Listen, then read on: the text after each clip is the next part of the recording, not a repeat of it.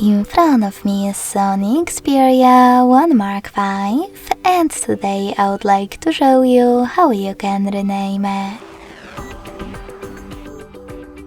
You need to begin by opening Devices Settings and scrolling all the way down to access About Phone section.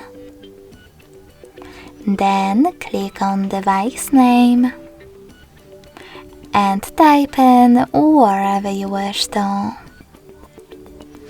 I will go with Sony. When you're ready, hit OK and then tap on OK in Device Name pop-up about visibility. So when I do that, as you can see, name of my Sony has changed.